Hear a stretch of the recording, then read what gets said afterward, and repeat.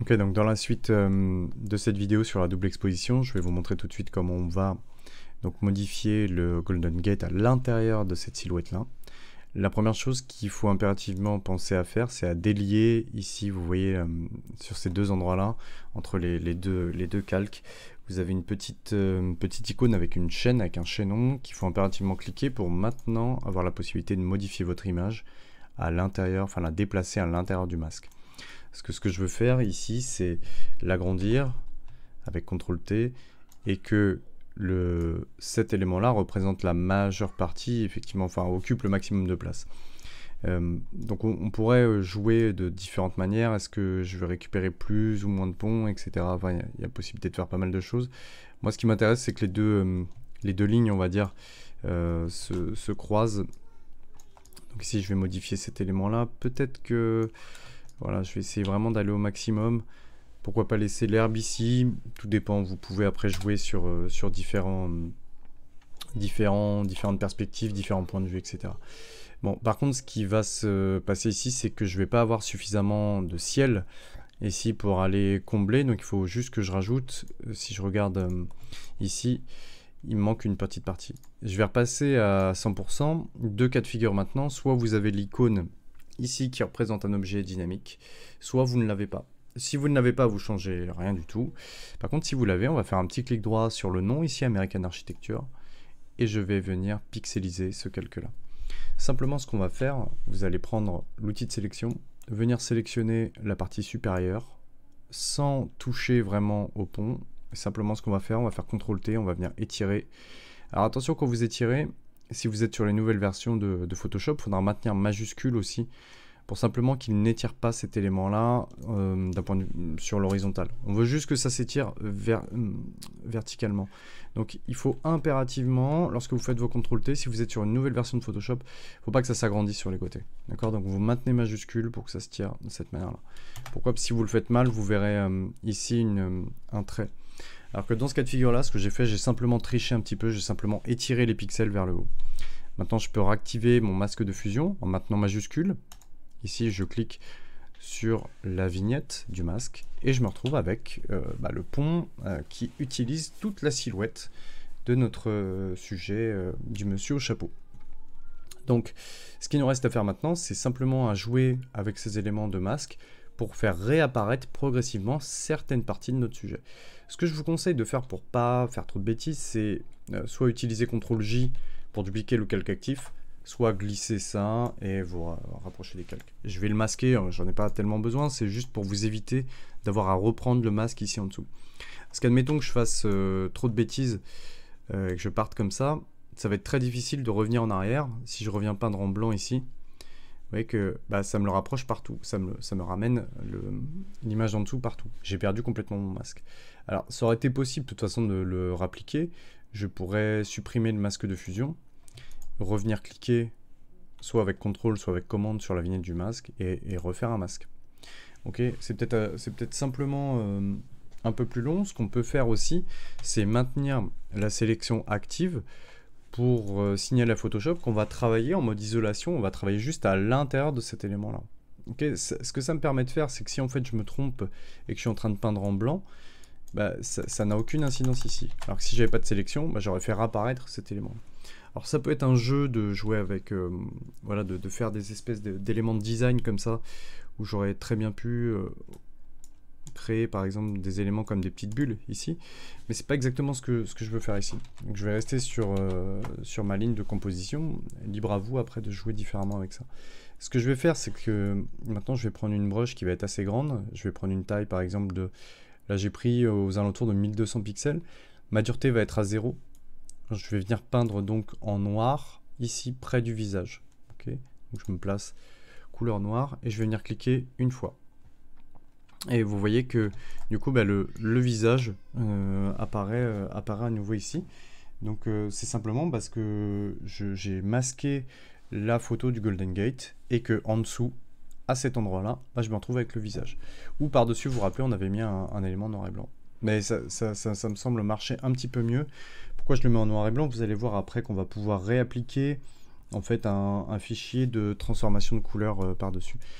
Donc la composition est quasiment terminée à ce stade-là. Ce que vous pouvez faire ensuite pour ramener certains éléments du sujet, c'est vous placer avec une broche de diamètre à peu près équivalente à 700 et vous allez venir ramener certains éléments comme ça du personnage. Donc vous pouvez ramener sa veste, vous pouvez ramener quelques éléments de l'autre côté pour bien effectivement rappeler que le sujet, voilà, il y a possibilité de faire des variations entre ce qui appartient au sujet et ce qui appartient à l'intérieur de l'autre photo. C'est bien ça pour la raison pour laquelle on appelle ça une double exposition. Vous voyez ici, si je veux revenir en arrière, et pour pas refaire apparaître cet élément-là, je peux resélectionner le masque qui est en dessous, et vous voyez que je vais pouvoir ici jouer avec la couleur blanche, la couleur noire, pour faire apparaître ou disparaître progressivement certains éléments du design qui m'intéresseraient moins. Donc c'est assez pratique de savoir voilà, réisoler une sélection pour faire ces éléments-là. Par exemple pour le bras, ici, je n'ai pas tellement d'intérêt. Par contre pour le visage, ouais, ça va être intéressant de ramener la majeure partie des éléments du visage. Donc une fois que vous avez fait ce travail de double exposition, ce qu'on va pouvoir faire, c'est rajouter ce qu'on appelle un calque de correspondance couleur. C'est quelque chose qui est beaucoup utilisé en vidéo et de plus en plus sur Photoshop également. Vous allez pouvoir trouver ces éléments-là dans les calques de réglage et je vais venir choisir correspondance couleur. Sur la correspondance couleur, ici, vous voyez que ça n'a rien appliqué pour l'instant. Il faut que je vienne sélectionner. En fait, c'est ouvert derrière, caché derrière mes calques. Ici, la palette des propriétés avec les correspondances de couleurs. Celle que je vais utiliser, c'est la 3D LUT. LUT, c'est pour Look Up Table, donc table d'association de couleurs. Et vous allez voir que quand je vais charger des LUT, il en existe déjà un certain nombre, certains autres que vous pouvez vous télécharger de votre côté. Je vous laisserai dans les liens la possibilité d'en télécharger d'autres si ça vous intéresse. Celui qu'on va venir choisir dans toute cette liste-là, on va venir choisir le letsunset.3dl pour 3D LUT. Vous voyez que ça modifie complètement la table d'association des couleurs, donc ça change complètement l'ambiance qui est à l'intérieur. Vous voyez par exemple que lui est un peu, finalement mon sujet est trop foncé, donc je pourrais rajouter ici au-dessus de mon calque en noir et blanc, peut-être un calque de type luminosité contraste, niveau ou courbe par exemple, pour venir simplement ici, dans mes palettes de propriétés, augmenter simplement la luminosité. Okay, donc vous pouvez choisir après sur différents paliers, sur quelle photo, enfin sur quel type d'élément vous allez vouloir ramener de la lumière. Donc une fois que vous avez ça, sur vous avez déjà ce qui va ressembler un peu plus à votre composition finale. Donc après on peut encore jouer sur différents éléments en allant sur le masque. Je vous conseille quand même de maintenir CTRL ou commande et de venir ici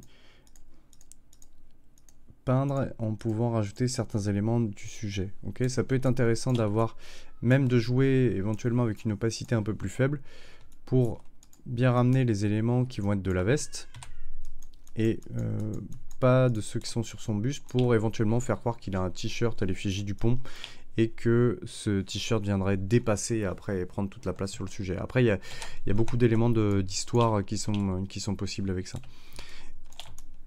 Au niveau de la composition, ce qu'on va rajouter, juste pour que je vous montre un peu comment on peut rajouter d'autres éléments dessus, vous allez créer un nouveau calque vierge. Et ce qu'on va faire, on va prendre un pinceau avec une taille qui va être à peu près de 3000, donc tout dépend si vous avez une souris ou pas, mais vous pouvez faire ça un peu à l'œil. Je vais juste prendre quelque chose d'assez grand ici. J'ai dit 3000, je me suis un peu avancé, on va prendre plutôt quelque chose aux alentours de 1900, entre 1500 et 1900. Au niveau de la couleur, je vais venir sélectionner quelque chose qui va être assez orangé. Et en fait, je vais venir choisir une couleur orangée simplement pour rehausser un peu les tons et les contrastes qu'il peut y avoir dans cette zone-là. Donc là, je vais cliquer comme ça à l'intérieur. Mais c'est pas seulement ce que je vais faire, je vais venir changer le mode ici de fusion. Donc plutôt que d'être en mode normal, je vais ici venir choisir la densité couleur moins. Okay, donc vous avez dans la petite liste densité couleur moins et vous voyez ce que ça fait, ça vient un peu ramener, brûler, on va dire presque la photo comme si c'était un soleil. Et je peux diminuer l'opacité. Vous voyez ce que ça fait, c'est que ça rajoute un effet un peu de soleil couchant ou soleil levant selon l'ambiance que vous allez choisir. Mais en tout cas, l'intérêt, c'est que vous avez maintenant, avec la flèche, la possibilité de prendre cet élément et de venir caler la couleur à n'importe quel endroit de votre compo. Vous pouvez même le dupliquer après CTRL-J et venir le replacer à un autre endroit. On aurait pu aussi le placer dans une autre couleur. C'est-à-dire là, j'ai inversé les deux couleurs pour en avoir une bleue. Vous pouvez très bien venir choisir d'autres couleurs et venir voir ce que ça fait en densité couleur moins. Ça, c'est à vous de voir après. Donc là, on voit que du vert, par exemple, densité couleur moins, ça peut rajouter un effet un petit peu différent. Donc après, bah, à vous de jouer, à vous de trouver vos propres compositions et vos propres, on va dire, recettes de cuisine par rapport à ça. Vous voyez que du bleu foncé, ça va venir vraiment beaucoup réagir sur les éléments qui étaient déjà bleus auparavant. Donc voilà, à vous de jouer avec ces éléments-là. C'en est fini de cette partie-là. Je fais une dernière partie pour ce qui est des exports et des transformations, de la finalisation.